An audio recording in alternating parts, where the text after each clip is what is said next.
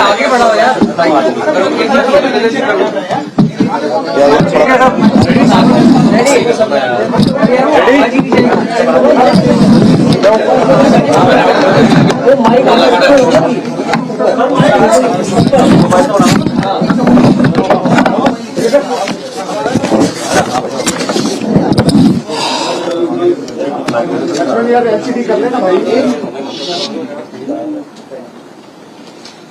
जी साथियों, बहुत बहुत शुक्रिया आप लोग आज यहाँ पर इस प्रेस वार्ता में आए हैं। सबसे पहले आज एनएसयूआई का 53वां स्थापना दिवस है, तो मैं सभी नौजवान साथियों को जो एनएसयूआई में काम कर रहे हैं या करते रहे हैं, उन सभी लोगों को, संगठन के सभी पदाधिकारियों को बहुत बहुत शुभकामनाएं देना चाहता हूं आज उनके स्थापना दिवस पर।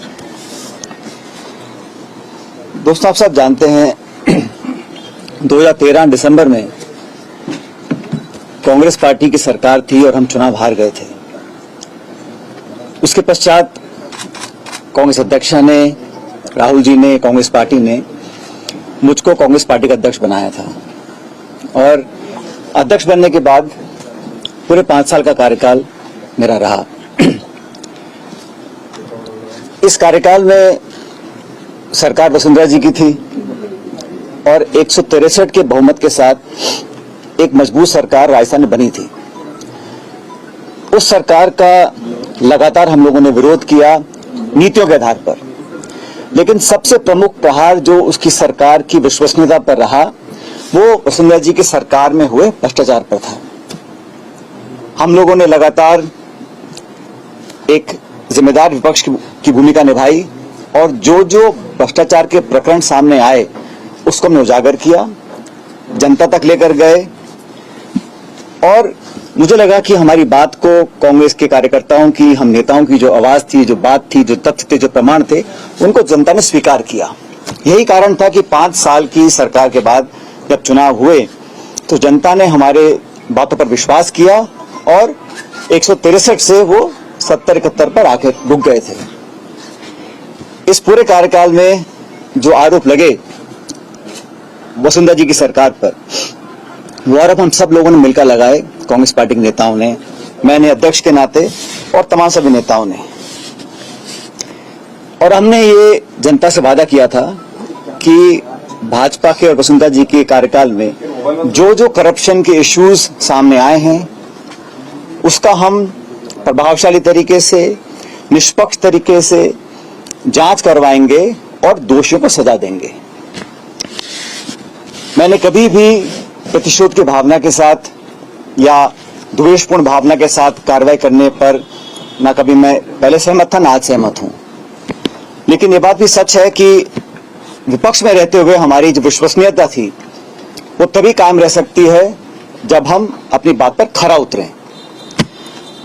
इसको लेकर मैं बहुत चिंतित था और आज से लगभग सवा साल पहले मैंने मुख्यमंत्री अशोक गहलोत जी को चिट्ठी लिखी। उनको मैंने कहा, तो चिट्ठी मेरे साथ है, मेरे सामने है, मैंने बड़े विस्तार से पूरे घटनाक्रम का विवरण उसमें रखा और मैंने कहा कि हमारी सरकार को बनी अब लगभग 3.5 साल हो गए। उस समय अब समय आ गया कि हम लोग अपने वादों पर खरा उतरें। जो आरोप हमने लगाए थे, गहलोत जी ने लगाए, मैंने लगाए, भूमाफिया के, शराब माफिया के, खनन माफिया के, 9TP को लेकर, ललित मोदी को लेकर, खान माफिया को लेकर, खान का बड़ा घोटाला हुआ था, वो सारे पब्लिक डोमेन में हैं। मैंने उनसे आग्रह किया था कि 1.5 साल बचा है चुनाव में और हम लोगों को, कांग्रेस जनों को ये दिखाना पड़ेगा कि हमारी कथनी और करनी में फर्क नहीं है। मैंने तमाम जो हमारे स्टेटमेंट्स थे, जो हमने प्रतिक्रियाएं दी थी, जनसभाओं में, प्रेस वार्ता में जो आरोप लगाए थे, वो सब उनको मैंने दिए और उसकी कॉपी मैंने AICC में तमाम लीडरशिप्स को दी कि हम चाहते थे संज्ञान इसका लिया जाए। ये पहली चिट्ठी मैंने लिखी थी 28 मार्च 2022 को। उसका मुझे जवाब नहीं मिला, तो फिर मैंने 2 नवंबर 2022 को एक और चिट्ठी लिखी। उसमें उनको बड़ा विनम्रता से आग्रह किया कि मैंने आपको पहले लिखा था, ये प्रकरण हुए, ये आरोप आपने लगाए, मैंने लगाए, पूरी कांग्रेस पार्टी ने लगाए और जनता ने हमारी बातों को विश्वास किया। तभी तो हम लोग जहां सिर्फ 21 सीटों पर रह गए थे 2018 के चुनाव में, 2013 के चुनाव में 21 से लेकर हम 100 तक पहुंचे, तो हमारी बात पर लोगों ने विश्वास किया था। चिट्ठी लिखी मैंने 2 नवंबर 2022 को, उसका भी जवाब मुझे मिला नहीं। और हम चाहते हैं कि जब जनता के बीच जब सिर्फ 6 महीने का 7 महीने का समय बचा है, तो हम लोग पब्लिक में जाएं, उससे पहले हम लोग कुछ कार्रवाई करें। आप जानते हैं कि भारत सरकार ईडी, सीबीआई, इनकम टैक्स, तमाम एजेंसीज का दुरुपयोग कर रहा है और ये पूरा देश जानता है, इस बात को संपूर्ण विपक्ष बोलता है, हम लोग भी बोलते हैं कि एजेंसीज का दुरुपयोग किया जा रहा है भारत में। और 95% जो छापे, नोटिस, कार्रवाई हो रही है ईडी के माध्यम से, वो विपक्षी नेताओं के ऊपर हो रही है। इसको लेकर विपक्ष की तमाम पार्टियां न्यायालय तक भी गई हैं। तो एक तरफ तो केंद्र सरकार एजेंसीज का दुरुपयोग कर कर जो कांग्रेस की लीडरशिप है उनको टारगेट कर रही है। अब फर्जी केस बनाए जा रहे हैं, चाहे वो नेशनल हेराल्ड का केस है, चाहे वो यंग इंडियंस का केस है, और मुकदमों में, केसों पे सुनवाई हो रही है, पेशी लग रही है, समन्स आ रहे हैं, नोटिस आ रहे हैं। एक तरफ तो वो ऐसा काम कर रहे हैं और राजस्थान सरकार जो हमारी अपनी सरकार है, यहाँ पर जो हमारे एजेंसी संसाधन हैं उनका हम ना तो सदुपयोग कर रहे हैं ना उपयोग कर रहे हैं। तो ये बड़ा विचित्र मामला था, इसको लेकर बहुत मैं चिंतित था। मैंने ये प्रकरण साल भर से ज्यादा हो गया, तो आज मैं चाहता हूं कि ये बात पब्लिक डोमेन में जाए, क्योंकि कांग्रेस कार्यकर्ताओं को लगना नहीं चाहिए, पब्लिक को लगना नहीं चाहिए कि हम लोग कहते कुछ है करते कुछ है।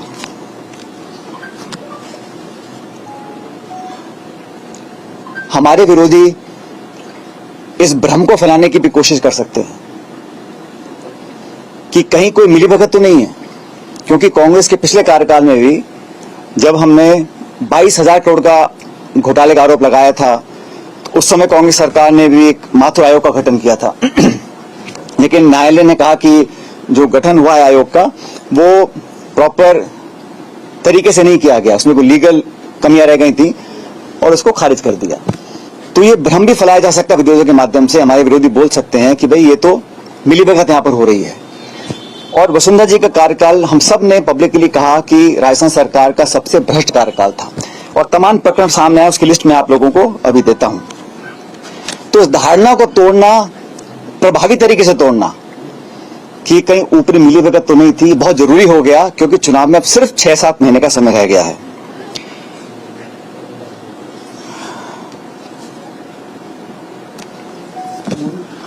अभी चिट्ठियां मैंने लिखी हैं, इसका जवाब मुझे मिला नहीं।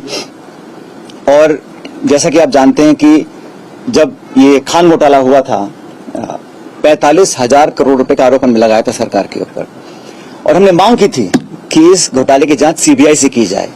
4.5 साल बाद भी इस जांच को सीबीआई को नहीं दिया गया। और ललित मोदी कांड हुआ था, उस समय हम सब लोग, माननीय अशोक गहलोत जी, मैं, हम सब नेता जो कांग्रेस पार्टी के थे, हम गवर्नर के पास गए, राष्ट्रपति के पास गए, ज्ञापन दिया, सीएजी के पास गए, सीबीसी के पास गए और तमाम एजेंसीज को कहा इसकी जांच की जाए। तो आज जब 4.5 साल पूरे हो गए सरकार के, कांग्रेस सरकार के, तो भ्रष्टाचार, करप्शन के ऊपर जो हमारी एक नो टॉलरेंस पॉलिसी है करप्शन को लेकर, उसको और पुख्ता करने के लिए हम चाहते थे एक विस्तारित, पारदर्शी और प्रभावी कार्रवाई करी जानी चाहिए। अभी तक वो कार्रवाई करी नहीं गई है। और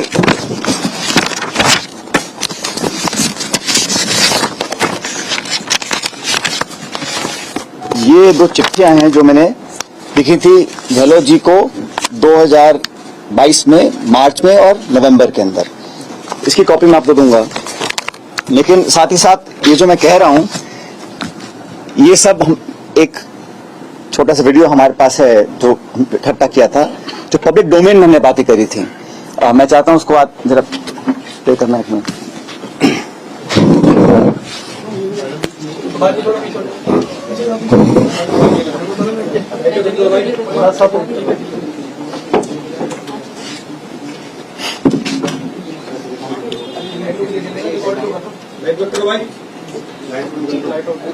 उनसे छिपा जा रहा है। इसका मतलब नहीं होगा कि अमित शाह जो उनके अध्यक्ष है वसुंधरा जी उनको सही पिक्चर नहीं दे रही है। एक तरफ तो लोकपाल को भेज रही है फैसल अली खानों के आवेदन को रद्द करके, और फिर भी इनको गवर्नमेंट नहीं दिख रहा है साहब को। और दूसरा जो 2.5 करोड़ में पकड़े गए हैं, उनके लोग जेल में बैठे हुए हैं, फिर भी नहीं दिख रहा वो करप्शन। मॉरिशस से पैसा आया है, ईडी जांच शुरू कर रहा है, फिर भी वो करप्शन नहीं दिख रहा है। उसका क्या कहना है? उसका कहना है कि वो क्योंकि बीजेपी अध्यक्ष हैं तो उनको कुछ तो बोलना ही, इसलिए बोले। और करप्शन से पार हो गए राजस्थान। मुख्यमंत्री का पर्यटन पूरा राउंड था, करप्ट लोगों को IAS तक के अरेस्ट हुए, उनको बचा लिया गया, जमान पर कार्रवाई गई, केस को दे दिया गया, लोकपाल को ट्रांसफर कर दिया गया, सीबीआई को नहीं दिया गया। जल्दी आएगा। बद्रीनाथ खान घोटाले पे आरोप लगाए तो भाजपा सरकार से बद्रीनाथ खान घोटाले पे हजारों करोड़ के आरोप आगे लगा रहे हैं और केंद्र से जो ओपिनियन आ रहे हैं प्रेस वार्ता में मोदी लगा रहे हैं। आपने इसी तरह सर दलित गेट 90A 90B इनसे आरोप लगाए थे, लेकिन कुछ आउटपुट तो निकला नहीं। इनसे कुछ आउटपुट निकलेगा आपकी सरकार आने पर या इसी तरह रहेगा? बजरी के अवैध जो कथन हो रहा है उसमें पूरी तरह वसुंधरा गवर्नमेंट वसुंधरा इन्वॉल्व है, पूरी तरह। जिस प्रकार से जैसे शासन में आई है तब से बजरी माफियाओं के सांठगांठ करके जो खेल खेला गया है, आम जनता समझ नहीं पा रही है। मीडिया समझता है तो उनकी परवाह नहीं की जा रही है, विपक्ष खोलता है तो उनको कोई चिंता नहीं है, और करोड़ों रुपए का लेन देन प्रतिमाह हो रहा है, प्रतिमाह। कल मैं आ रहा था हिंगोली से, तो टोंक जिले में एंटर करते मुझे नौजवान मिला। वो कह रहा कि बजरी के ट्रकों ने यहाँ पर जाम कर दिया, तो मैंने शिकायत की जाके थाने के अंदर। तो उनकी बातें छोड़ो, मुझे दिन भर बैठा रहे थाने के अंदर, मेरी रिपोर्ट दर्ज नहीं करनी। अब आप कल्पना करो, चोरी और छीना चोरी, बजरी माफिया खड़े तरह शिकायत करी थाने के अंदर कि थाने में वहां पाबंदी पहुंचती है। मैंने 100 आगे टेलीफोन किया कलेक्टर साहब को, कृपा करके देखो क्या मामला है। तो ये जो राज जिस प्रकार चल रहा राजस्थान में वो बहुत ही निराशाजनक भी है, अफसोसजनक भी है, क्योंकि भारी बहुमत दिया जनता ने। और अब दारे द्वारे चले चाहते दिन के शराब जो है, शराब कोई बता दूंगा, शराब जो है उसमें जो बेईमानी हो रही है वो जग जाहिर है, कई बार मीडिया में आ चुका है। और सरकार बजरी माफिया ने क्या कर रहे देशा के अंदर के अंदर आप लोग छापते रहते हैं, लड़ा लड़ा कर पीट रहे हैं टीमों को। ये नौबत क्यों आई? क्योंकि आपने जान बुझ के साथ रहते छूट ले रखी है, बजरी माफिया को लूट लेती है और पैसा बहुत बड़े पड़ता है, इसलिए आपने छूट दे रखी है। और तमाम गैर आपने पुलिस वालों को सस्पेंड कर दिया, मैंने सुना है पुलिस को किया या फिर अलग किया। तो मैं पूछना चाहूंगा कि अगर ये 4 दिन पहले आप कदम उठाते तो पूरा राजस्थान लूटता नहीं है। 5,000 की ट्रक जो है 30,000 40,000 बिक्री है, मकान भी बना नहीं पा रहा है और पूरी बंदी बंदी हुई है, माइंस से लगा करके ऊपर तक। जब से अभी खनन होता है तब से जब इसकी होगी कि जाते जाएगी और वो बंदी बंदी हुई है पैसा ऊपर तक पहुंचने की।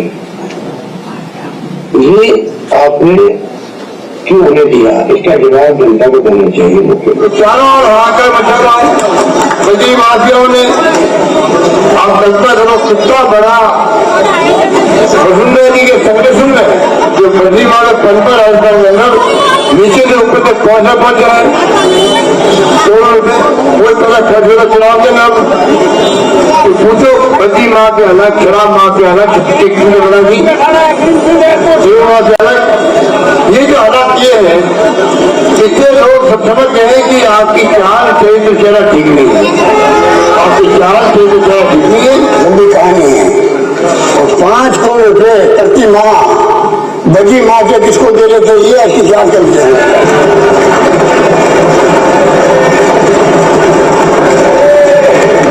प्रतिवर्ष नहीं, प्रति माह 5 करोड़ रुपए कहाँ जा रहे थे, ये बताइए मुझे। आप हमसे पूछते हो कि बजरी आबकारी के अंदर तो जिस प्रकार लूट मची सरकार ने, उन्होंने रिकॉर्ड बनाया है। ये बीजेपी सरकार पहली सरकार है जिसने जनता को लूटना स्वीकार करवाया। करप्शन के माध्यम से जनता की जेब से पैसा निकालो, शराब की कीमतें बढ़ा दी गई अनऑफिशियली, और पर दुकान 25,000 रुपये वसूल किए गए। पूरे राजस्थान से लाखों करोड़ रुपए इकट्ठे हुए इनके, वो पैसे कहाँ गए ये पता नहीं। मशीनी को करप्ट कर दिया लोगों ने। खुद के स्वार्थ में पैसा ऊपर तक पहुंचता था। खुद के स्वार्थ में शराब की जो रेट होती, फिक्स रेट होती है MSP की, MRP, उसको बदल करके आपने छूट दे दी कि आप जनता को लूटो। और में इन्होंने किए थे, उसको ठीक करने में लगे हुए। बजरी के अंदर भी ये मामला है। अवैध खनन करो, 5,000 की ट्रक है वो 30,000 बेचो, 40,000 बेचो, कुछ भी करो, पैसा ऊपर तक पहुंचना चाहिए। 55 करोड़ रुपया प्रति माह पहुंचे ऊपर, ये स्थिति बनी थी। और पूरा सिस्टम जो था पुलिस का, माइनिंग का, ट्रांसपोर्ट कंपनियों का, तो पूरे सिस्टम को बर्बाद कर दिया, पूरे सबको करप्ट कर दिया। ऐसी हरकतें मैंने कभी देखी नहीं आज तक। आग लगी हुई थी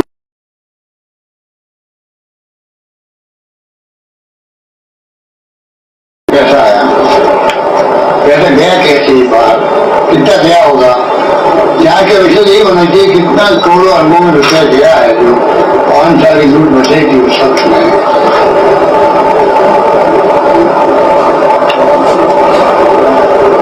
मैंने कहा ना कि 7 से जो इनके खिलाफ केस चल रहे हैं, कोर्टों के अंदर भी है, उनकी जांच करवा पुलिस ने की है, तो ये जांच हो नहीं सकती मुख्यमंत्री के खिलाफ में, या मुख्यमंत्री ने सहयोगियों के खिलाफ में जिनको बेटी है या कारपेट वाला मामला, मुख्यमंत्री को इस्तीफा देना ही चाहिए। और बेटी को भी जिस उसमें आरोप लगे हैं जो पहला मॉरिशस के रूप से आया है, नंबर 1 पैसा इनके धौलपुर में लगा है, वहाँ शिवनिष्ठा होटल बनी है, उनकी पूरी जांच होनी चाहिए।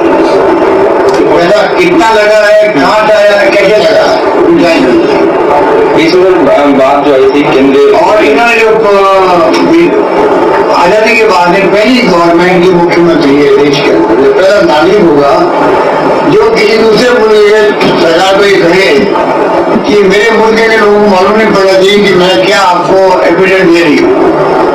आरोप लगते हैं ये गुजर भूमि दबा ली राज परिवार ने धौलपुर के अंदर, महल का हिस्सा कॉमर्शियल करके दे दिया मित्र हाईवे को। जमीन जो है महल के अंदर की पूरी जमीन वो गैर मुमकिन स्वेच्छक है, ये हम भी सुनते रहते लोगों से। तो जितने उनके आरोप लगते हैं ये उनके लिए शुरू अवसर होता है तो आपको डेमोक्रेसी के आधार पर राज करने का अवसर मिला है। हमेशा के लिए वो जो खुद के इतने हैं, हमेशा के लिए वो सारी बातें स्पष्ट करनी चाहिए। ग्राम आयोग किया गया, 50-60 करोड़ तो फूक दिया आपने दूसरी व्यवस्था में। ये जांच का विषय है, बिना टेंडर बिना कुछ भी किए हुए देते के पैसे उठाते गए। शानदार प्रोग्राम होना चाहिए, उद्योगपतियों को खुश करके बैठो, आगे के इन्वेस्टर आगे हमारे साथ अच्छे होने चाहिए। अरे भाई सुनो, क्या होगा उसका, ये तो जांच होनी चाहिए, इसकी तो मेरा मानना है।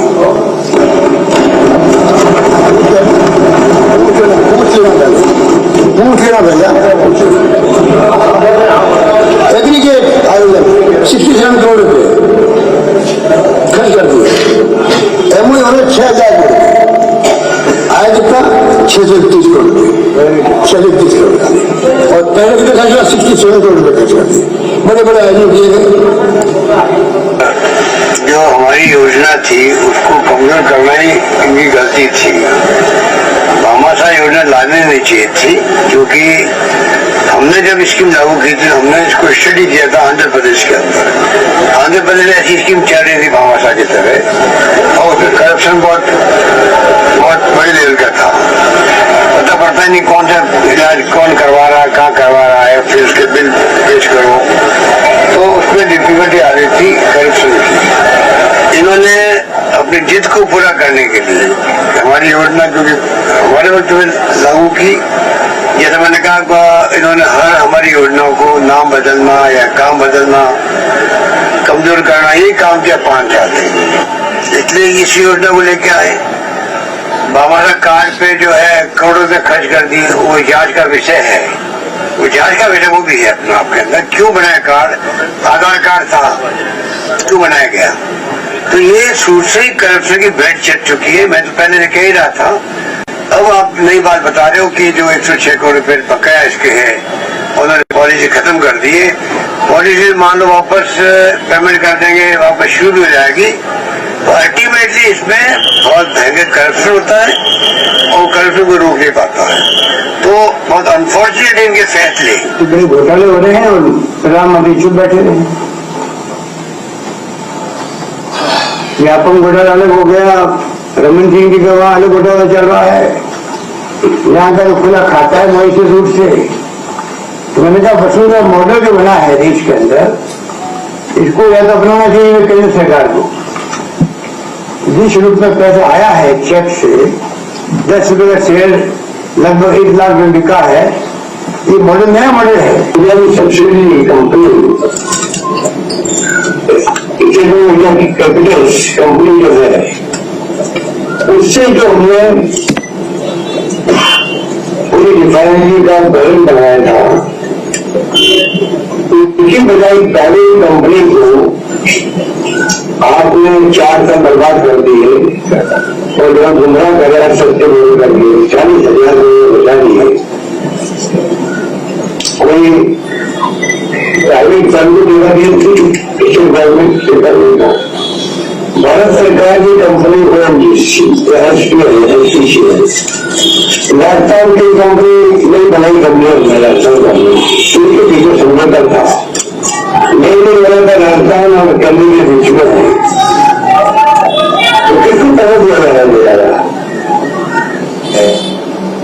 कोई उनको पूछ ले कारपेट कहाँ गया तो भड़क जाती है, जैसे भड़क गई पत्रकार पर काला काला क्या ब्लैक पेपर हमारे खिलाफ में जब निकाला था, एक पत्रकार ने पूछ लिया भाई कि वो कारपेट का ही गए भड़क किसके लिए पाया बताओ। तो ये भड़कने जो अर्थ है उनकी वो इस पे भी नहीं है। बजट पेश कर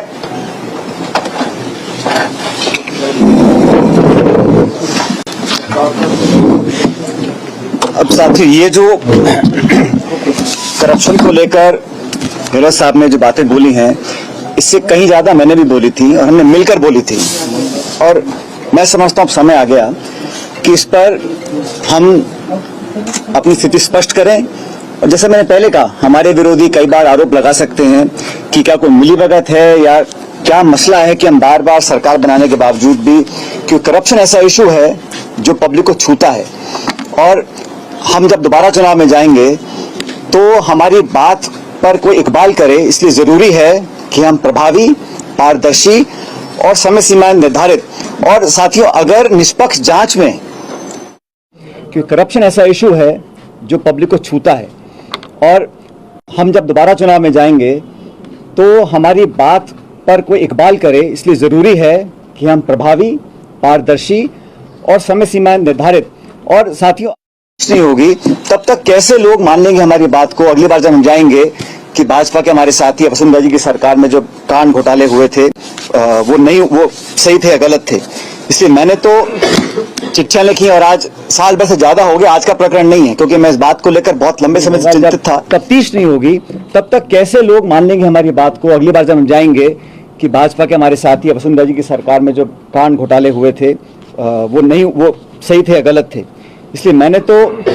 चिट्ठियां लिखी और आज साल भर से ज्यादा हो गया। जब हम विपक्ष में थे तब तक हमारे पास आ रहे थे, तो मैं नहीं मानता हूं कि सरकार में आने के बाद हमारे पास वो संकल्प शक्ति नहीं होगी कि हम उन तथ्यों को उजागर कर सकें। और ये जांच का विषय मैंने नहीं कहा, तो कई बार आप देखा मुख्यमंत्री जी ने बोला है, कई बार सदन में बोला है, सदन के बाहर बोला है, तो इसलिए मैं समझता हूं बहुत जरूरी है। लेकिन दुर्भाग्यवश अभी तक इस पर कार्रवाई हुई नहीं है।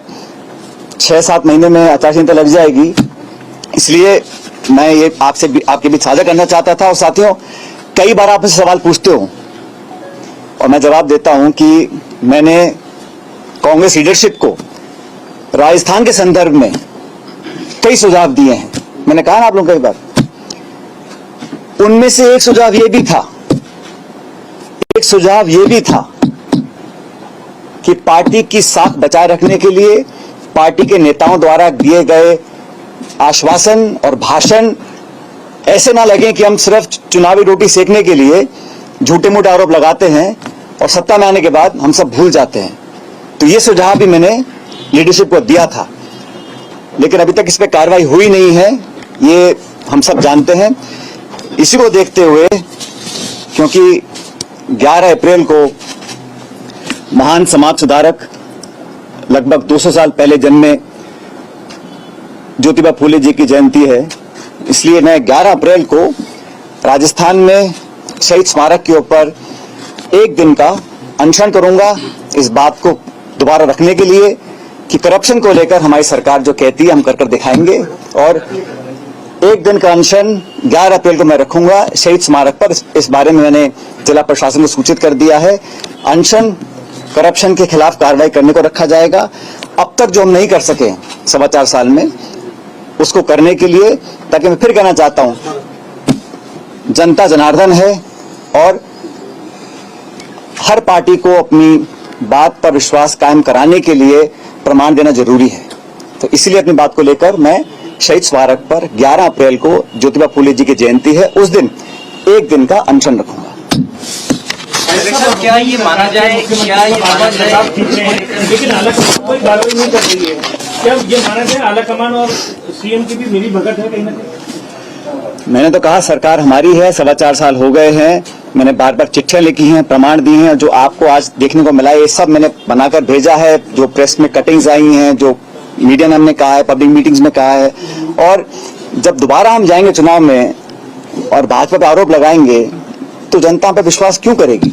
इसलिए अपनी विश्वसनीयता बनाने के लिए ये बहुत जरूरी है कि हम कुछ कर दिखाएं। और मैंने कहा ना, ये जो मिलीभगत का आरोप हमारे विरोधी लगा सकते हैं, भ्रम फैलाने की कोशिश कर सकते हैं कि कहीं वसुंधरा जी या मुख्यमंत्री जी या किसी और का कहीं कोई आपस में गठजोड़ तो नहीं है, क्योंकि पिछली सरकार में हमने आरोप लगाया, कमीशन बनाया, उसमें कुछ कमी आ गई, उस पर कार्रवाई नहीं हुई। दोबारा सरकार में बीजेपी आई, हमने और बड़े आरोप लगाए, हम राष्ट्रपति के पास गए, गवर्नर के पास गए, ज्ञापन दिया, लोगों को आश्वासित किया, 4.25 साल हो गए और हमने कोई कार्रवाई नहीं करी है। कम से कम मेरी जानकारी में तो नहीं है। इसलिए मैं चाहता था कि पब्लिक में हम लोगों की बात जनता माने अगली बार भी, इसलिए कदम उठाना जरूरी है।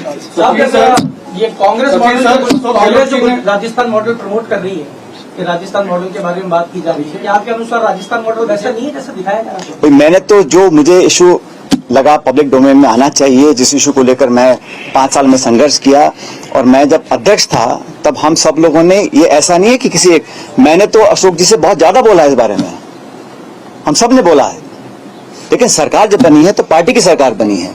तो इसलिए मैं चाहता हूं जो हम बोल रहे हैं, सदन के अंदर बोल रहे हैं, जांच का विषय है, जांच का विषय है, जांच का विषय है, कितनी बार मैंने बोला, कितनी बार गहलोत साहब ने बोला, तो उस पर तो हमें कार्रवाई करनी चाहिए, अभी तक नहीं करी, ये बहुत बड़ा सवाल है। और समय कितना बचा है? सुझाव पार्टी क्यों नहीं मानती, क्या लगता है? ये सुझाव पे कार्रवाई करने का काम सरकार का है, इसमें संगठन का कोई ज्यादा लेना देना नहीं है, सरकार की जिम्मेदारी है। अशोक गहलोत जी ने तो बैठेगा, क्या करें? आपके इलेक्शन में कौन एमएलए मंत्री बैठेगा? मैं बैठूंगा जी, हाँ गोयल साहब मैं बैठूंगा। सचिन सर, अशोक गहलोत जी ने तो आपके ऊपर भी बहुत सारे आरोप लगाए, लेकिन आपने तो उन आरोपों को कोई जवाब ही नहीं दिया आज तक। भाई आरोप नहीं लगा रहा हूं मैं, आपने मेरे ढंग से सुना नहीं। मैं तो सिर्फ तथ्य प्रमाण के साथ रख रहा हूं सामने, अब तक का इतिहास बता रहा हूं और हमें क्या करना चाहिए इस पर अपना बात रख रहा हूं। आरोप पता नहीं करता हूं। मेरा ये सवाल था कि आपने वसुंधरा राजे के बंगले के ऊपर भी कहा था कि उनको छोड़ना चाहिए, लेकिन आप 3 साल से उप मुख्यमंत्री नहीं है, आपकी नैतिकता आपको नहीं कहती है बंगला? सरकार अपने विवेक से बंगले आवंटित करती है, जिसको करना है करे, नहीं करना ना करे, जो सरकार का आदेश होगा हम सब मानेंगे उसको। सचिन जी, आपको नहीं लगता आपने कई चिट्ठियां लिख दी, तो मंशा तो जाहिर है सरकार की, कि वो आपकी चिट्ठियों को बहुत ज्यादा गंभीरता से नहीं ले रही। ऐसे में आपका अनशन, आपको लगता है कोई और रास्ता? भाई उम्मीद पर दुनिया कायम है, क्यों नहीं करेंगे। हो सकता है कुछ मजबूरियां रही हों, लेकिन अब मैं अनशन कर रहा हूं क्योंकि मैं चाहता हूं कि हमारी सरकार इस पर कार्रवाई करे। समय बहुत ही कम रह गया है, इसलिए आज मुझे करना पड़ रहा है। तो मैं तो चिट्ठी, आपको पता है चिट्ठी लिखी मैंने, आज 1 साल से ऊपर हो गया। आज मैं क्यों बोल रहा हूँ, ये नहीं कि मैं आज सो के जागा हूं, मैं तो बहुत पहले से कहता आया हूँ, फिर चिट्ठा लिखता आया हूँ, आग्रह करता आया हूँ। अब जब नहीं हो रही कार्रवाई, इसके मुझे अनशन करना पड़ रहा है। पायलट साहब, ये माने कि अब आप आर पार की लड़ाई कर रहे हैं, ये आर पार की लड़ाई भ्रष्टाचार के खिलाफ है या सरकार के खिलाफ? शशि जी, मैं तो एक इशू उठा रहा हूँ जो मेरे कार्यकाल में अध्यक्ष में था, हम सब लोगों ने उठाए थे और कई बार कहा था, उस पर कार्रवाई हो, ये मैं चाहता हूँ। इतना मेरा लिमिटेड ऑब्जेक्टिव है। जो पहले आपने मुद्दे उठाए, इससे पहले जो जिन लोगों पर कार्रवाई होनी थी, जिन्होंने अनुशासनहीनता की थी 25 सितंबर को, तो क्या अरे आज का इशू जो आपको बता दिया मैंने, वो तो दूसरा इशू है। आप जब अनशन पर बैठेंगे, उसके बाद जो आपने 2 पत्र को तो पहले भी लिख चुके, कार्रवाई नहीं हुई, अनशन पर बैठने के बाद सरकार कार्रवाई करेगी, अपनी बात जो पुरानी बात कही थी उस पर अमल करेगी? मैं उम्मीद रखता हूँ। पायलट साहब, 11 अप्रैल को आप अनशन की बात कर रहे हैं, काफी लेट नहीं कर दिया आपने क्या? भाई मैंने कहा ना आपको, मैंने बहुत चिट्ठियां लिखी, मुझे उम्मीद थी कुछ कार्रवाई होगी, लेकिन अब जब लग रहा है कि समय बहुत ही कम रह गया, तो मैं बैठूंगा, दर्शन करूंगा, लोगों के सामने बात रखेंगे। और मेरा इस पे किसी पे छीटाकशी करने का मकसद नहीं है, मैं तो सिर्फ सैद्धांतिक मुद्दों की बात रख रहा हूं और मैं चाहता हूं इस पर हम नैतिकता अपनी बनाए रखें, उस पर कार्रवाई करें। सचिव जी, बड़ी शिद्दत से हनुमान बेनीवाल आपको याद कर भाई ऐसा है यार बोल जवाब तो देना। हाँ जैसा आप बोलो, क्या करोगे? पायलट साहब, अगर इस अनशन के बाद भी कुछ नहीं हुआ तो आगे क्या करेंगे? आगे देखेंगे, लेकिन भाई हनुमान बेनीवाल जी ने मेरे ख्याल हनुमान जयंती पे कुछ कहा। अब भाई हर नेता को, हर पार्टी को अपनी बात रखने का अधिकार है, मैं क्या कह सकता हूँ। क्या ये माना जाए हनुमान बेनीवाल ने हनुमान जयंती पे कुछ कहा, तो इसीलिए आप भ्रष्टाचार के मामलों की जांच के लिए फूली जयंती पर अनशन कर रहे हैं? वो एक बहुत ऐसा है, वो देश महाराष्ट्र में पैदा हुए, लेकिन पूरे संपूर्ण समाज और देश के लिए एक समाज सुधारक थे। उन्होंने मुद्दों को, समाज को बेहतर बनाने के लिए, उसमें करप्शन बहुत बड़ा इशू है, तो उनसे प्रेरणा लेकर मैं करना चाह रहा था, इसलिए 11 तारीख को। पायलट साहब, अगर 11 अप्रैल को आप अनशन कर रहे हैं, अगर आपकी मांग नहीं मानी गई, तो क्या इस इशू को आप जनता के बीच में ले जाएंगे? मैं समझता हूँ कोई कारण नहीं है कि मांगे नहीं मानी जाएंगी। सरकार हमारी है, एजेंसी हमारी है, तथ्य हमारे सामने है, हमारा कमिटमेंट पब्लिक के अंदर है, तो बात न मानने का सवाल नहीं उठता। सर, आपने आज पूजा समाज में जो भर्ती को लेकर प्रक्रिया चल रहा है सर, जो आपस में ट्विटर वार चल रहा है सर, उसके बारे में क्या कहेंगे सर? ये इशू पे मैं आपको याद किया था, इसके संदर्भ में कोई सवाल आप पूछ सकते हैं। आपने खूब सारे घोटालों का जिक्र किया, लेकिन संजीवनी घोटाले का जिक्र नहीं किया, लेकिन मुख्यमंत्री सबसे ज्यादा सीरियस उसी घोटाले। उस पर तो कार्रवाई कर रहे हैं ना, अच्छी बात है। किसी भी करप्शन को उजागर अगर वो होता है, उस पर कार्रवाई हो, तफ्तीश हो, पुलिस केस बने, इंक्वायरी हो, FIR हो, उसमें अच्छी बात है, तो सच्चाई सामने आनी चाहिए। उस पर करें, बहुत अच्छा कर रहे हैं, लेकिन जिन पे नहीं कर रहे हैं उस पर भी करना चाहिए, मैं कहना चाहता हूँ। साहब, संजीवनी घोटाले में सरकार प्रोएक्टिव होकर काम कर रही है, SOG के माध्यम से पहले आरोपियों को बुलाया जा रहा है, केस दर्ज कराया जा रहा है।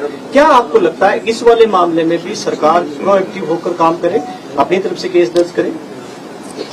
युवराज, ये तो मैं कह रहा हूँ कि सब पे कार्रवाई करनी चाहिए। करप्शन कोई भी करे, कितना बड़ा नेता हो, पद, विचारधारा, दल, पार्टी, ये साड़े नहीं आना चाहिए। और हम जब बातें जानते हैं, पब्लिक डोमेन में हम कह चुके हैं, फिर हम ना कार्रवाई करें, तब पीड़ा होती है। इसलिए मैंने चिट्ठियां लिखी हैं बहुत सारी। ऐसा नहीं कि मैं एकदम से सो के उठा और मैंने कहा कि आज ऐसा करना चाहिए। मैंने बहुत आग्रह किए हैं, चिट्ठियां लिखी हैं, प्रमाण दिए हैं, सब कहा है करने के लिए, नहीं हुआ किसी कारणवश। इसलिए आज मैंने फैसला लिया है कि मैं 11 अप्रैल को अनशन करूंगा।